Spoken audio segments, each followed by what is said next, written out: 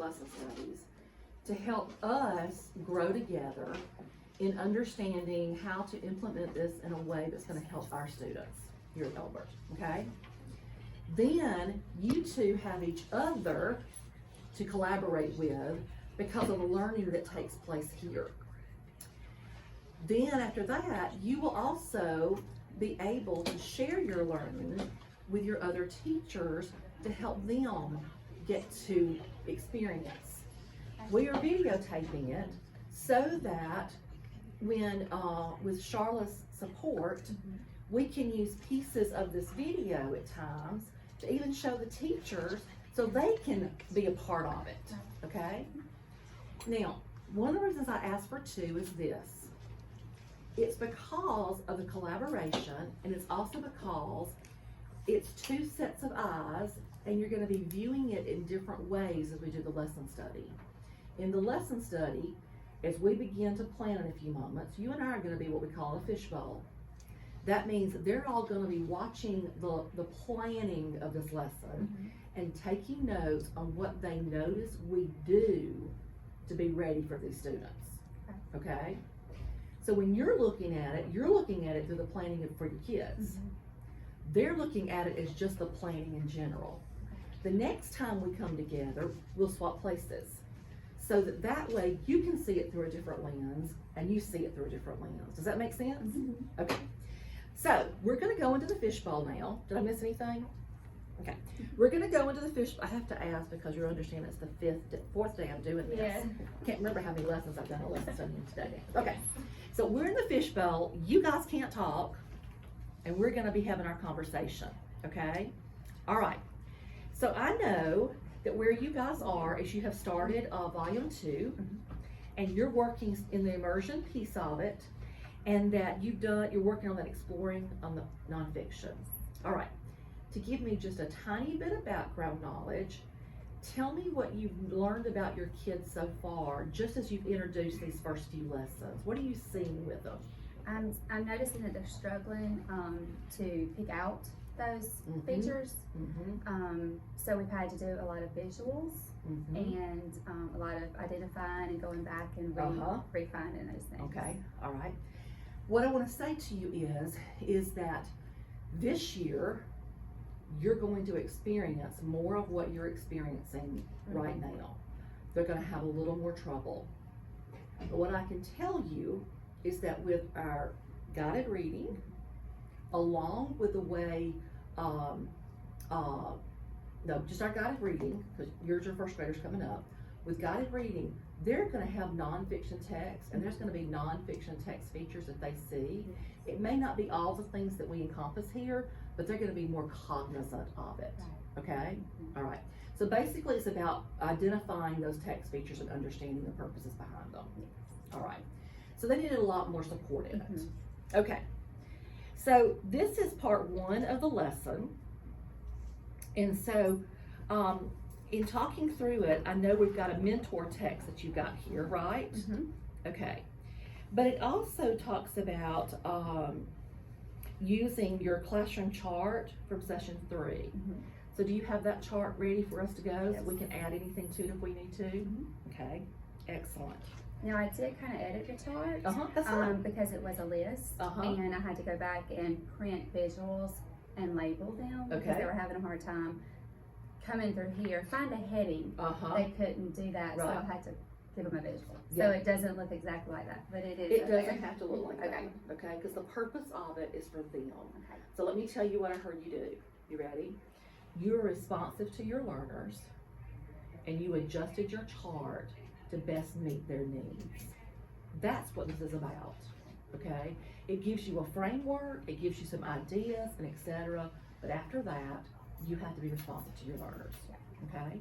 All right, so when we think about this, tell me, just because I did look at the lesson last night, but just kind of remind me, I'm talking about the lesson we did before, remind me, what are the text features so far that y'all have talked about? We have talked about, and I had them actually label in their mentor text. Good. Defining the words, illustrations, the italicize or bold, Q&A sections, giving examples, important terms, pictures with the captions, and the headings. All right, good. And they have this in their mentor text so they can go back and refer to it as they're trying to find it. Absolutely, that's great. Lesson. Okay, all right. And so today's lesson is, which is the mentor text is? Today's lesson, they have several different nonfiction texts they're supposed to go through and find these features. And like I said, I felt like they need this guidance to say, oh, that's like this, because they struggle with that. I think that's perfect, because you've given them a scaffold, okay? So what I'm wondering is we're going to tell them their goal, just letting them know that we've already spent some days on it. They're now going to have some time to practice, okay? I'm wondering then, based upon what you said, could we start out by actually saying that and then say, take a moment before we get started, look back through your mentor text, look at, and you may have already thought about this, okay? But look back through your mentor text at what you've already got.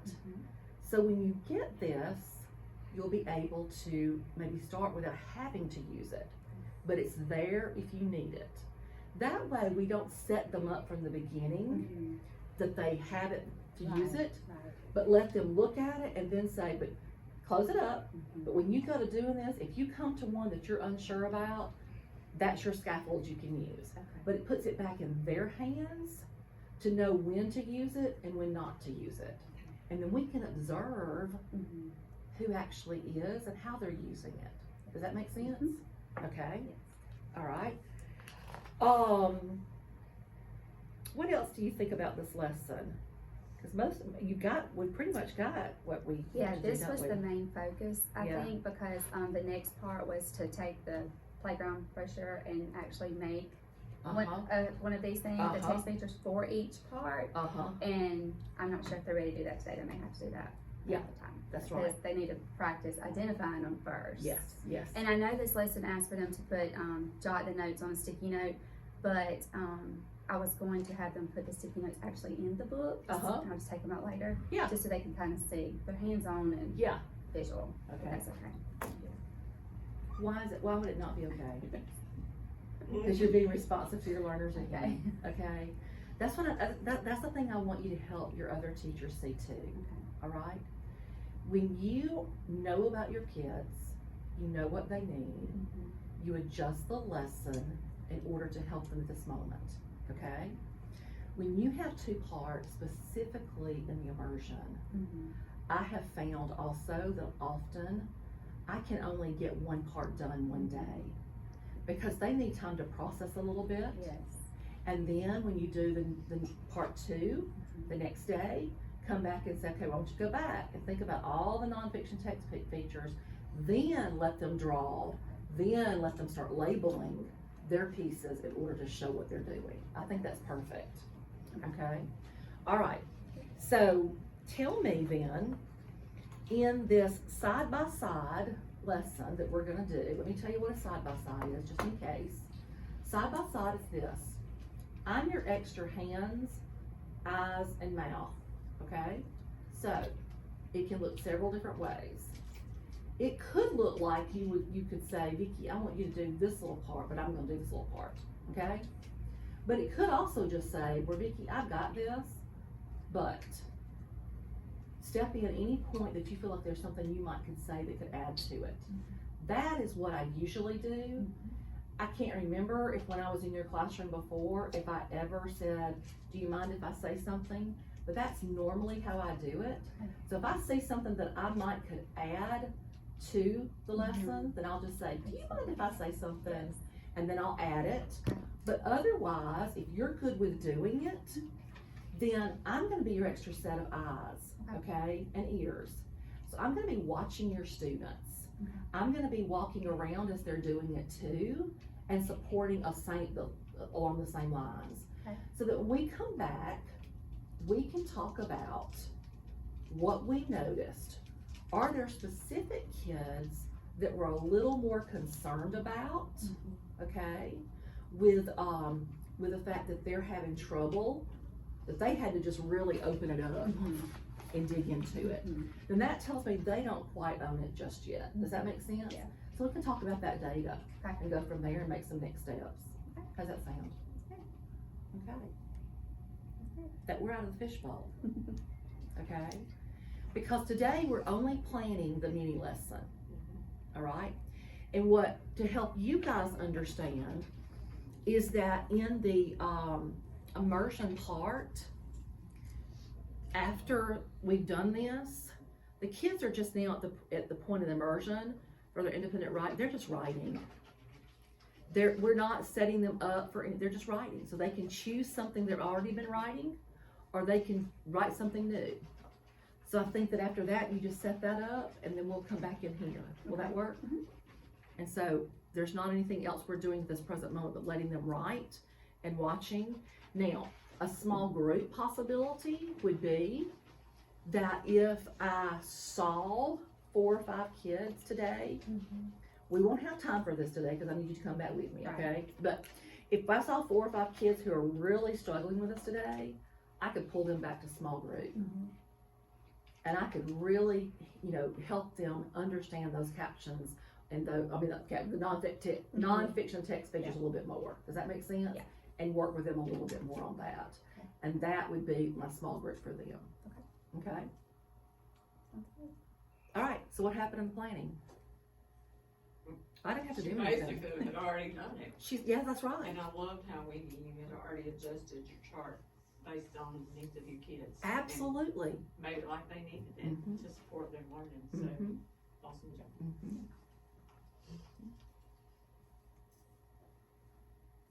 So all we really planned was the mini lesson. That's our focus today. Yeah. Our focus for this lesson study is the mini lesson, pacing of it, and that's really it. When we do our next lesson study, we want to look more at conferencing and strategy kind of things. Does that make sense? But what I feel like is that, not that you guys can't go ahead and do conferencing in small group, okay? But what I feel like is important, because this is such a shift in it, is to help them see in their mini lessons at first how their mini lessons are helping those students, even if they don't do it immediately in their independent writing, but how we're putting things out there for them. Am I making sense? And get them comfortable and understanding the purpose of it. Because the mini lessons that you guys are doing in writing are different from what you've probably done in the past as far as writing. And to me, a lot of teachers find that that's probably some of the harder part. Now, I could be wrong, okay? So now let me ask you both some questions, because we have just a... Well, you got about 15 minutes before we need to walk back. I need my math person here to help me. I don't know if she's math or not, but she's I'm not math. You don't want her to be math. Tanya was my math partner. So, what are you hearing now from your teachers and yourselves that's the biggest issue for you as far as implementing the writing? Because that's some things too that we can talk through that can help you. So what are some of the things that for second grade teachers that you've heard is giving you some of the issues? I think I've heard that they're having a hard time seeing the end result. Like it's kind of a go stop thing, and they're having a hard time seeing where this is going. Especially with the immersion. The big picture. Yeah. That's the biggest thing. Yeah. And the planning. It takes a good bit of planning to make sure that you're meeting their needs and adjusting as needed. I know some people have mentioned the independent writing time. They don't have time to conference with kids because they can't get their kids are not independently writing for long enough. Okay. And they feel like if they go over here and conference with somebody, that they can't trust Wendy to keep independently writing if they're not walking around and making sure everybody's staying on task. So I don't know that anybody's really gotten deep into conferencing or small groups or any of those things yet. And that's fine at this present moment, okay? Because we have to begin, and this is your first volume, and I'm not in Patty McGee's head. I wish I was, okay? But we come back to informational writing. This writing is getting them understanding at this present moment, specifically the very first year of what it looks like this first time we're doing it anyway. So it's gonna be a little trial and error with the kids themselves, getting them started in writing, okay?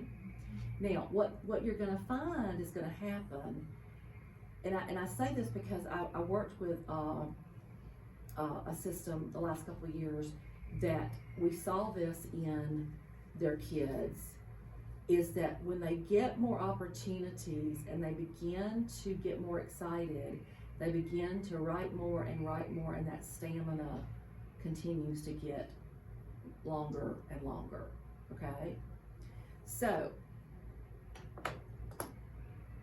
good rule of thumb for me sometimes is that if the majority of my class in stamina is stopping writing, if I'm not like standing around where I can help keep them writing, then I'm gonna do the same thing I would do in reading.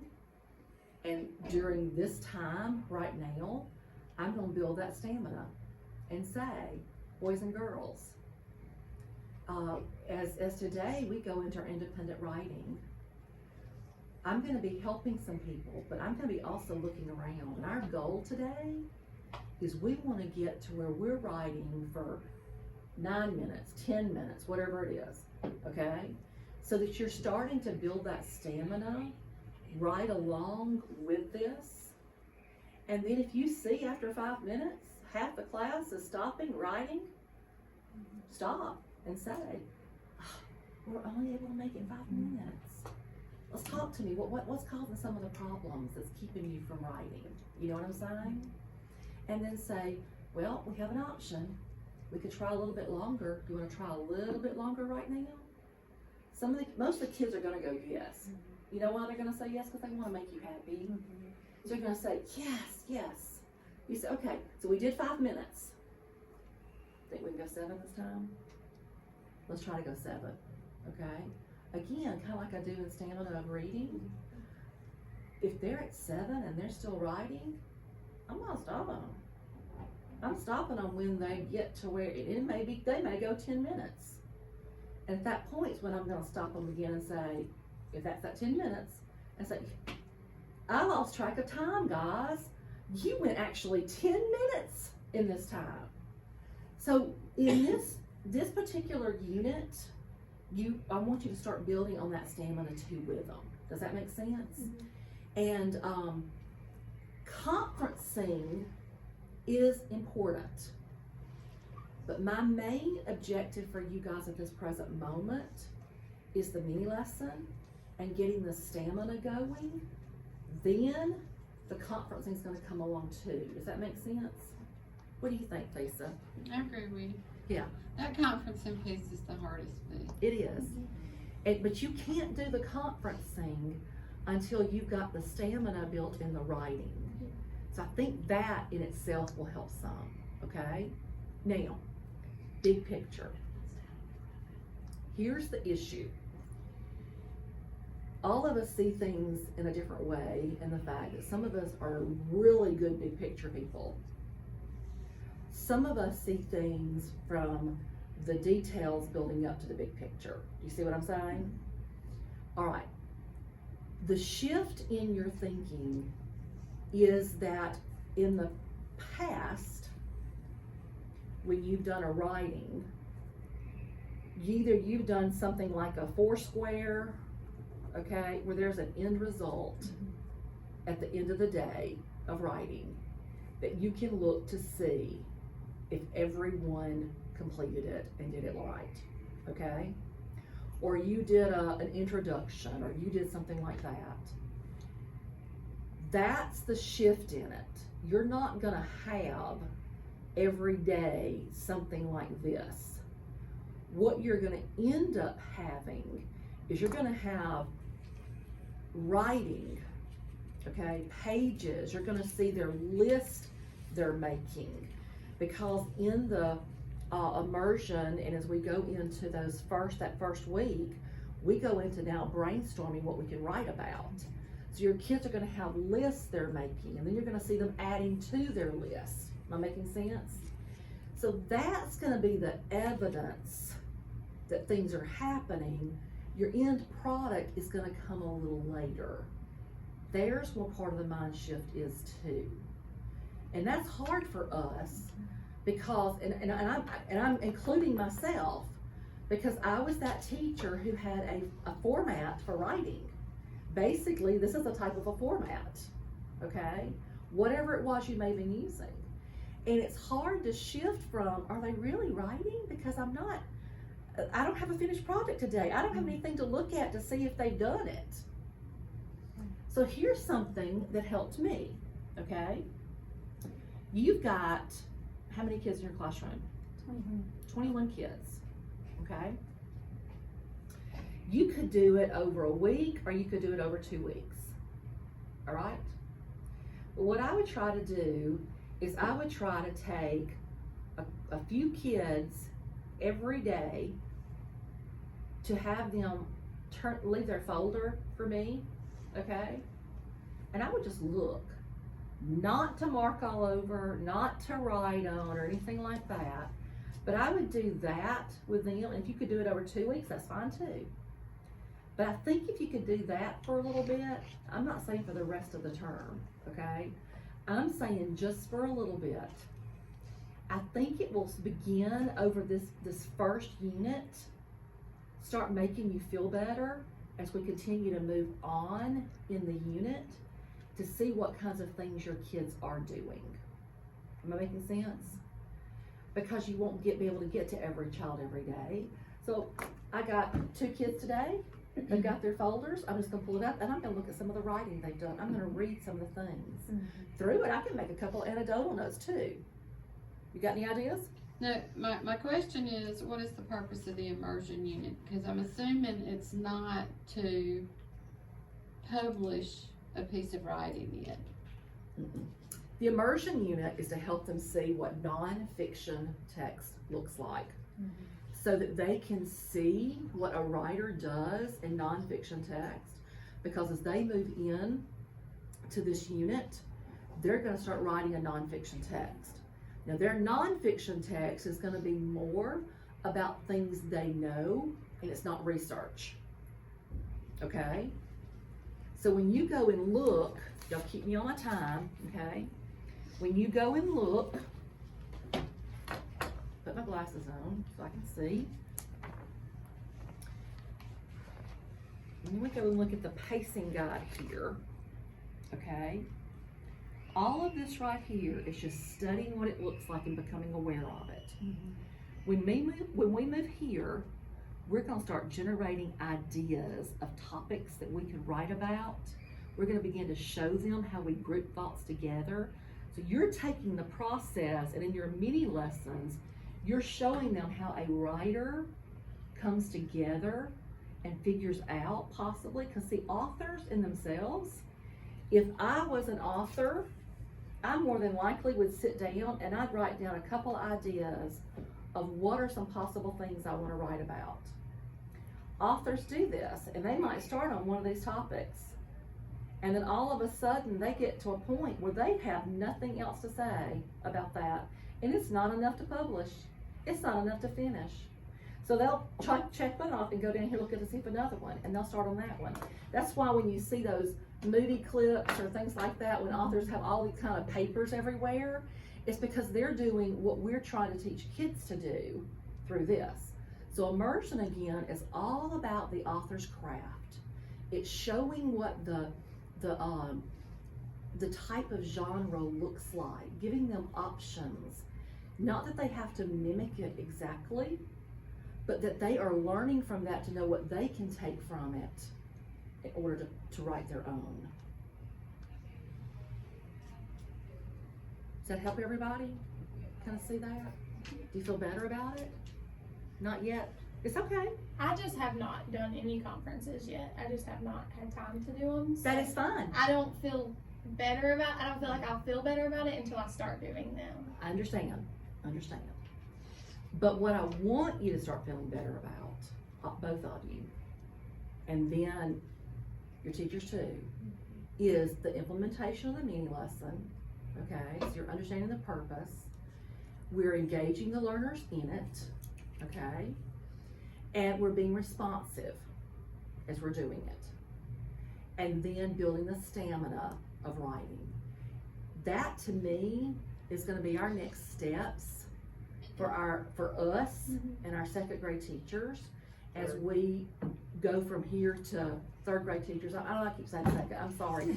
I think I'm going in order because it's second, third, and fourth. Thank you. Of our third grade teachers, you know what I'm trying to say? That will be our focus. So that will give you a little time to start working on that. Now, we could also put on our next steps to dabble in conferencing, okay? Dabble means begin to play around with it, but know that it's gonna take some time before you get to where you feel comfortable with it. But you can always start dabbling with it. But our goal is gonna be those other two things, I think.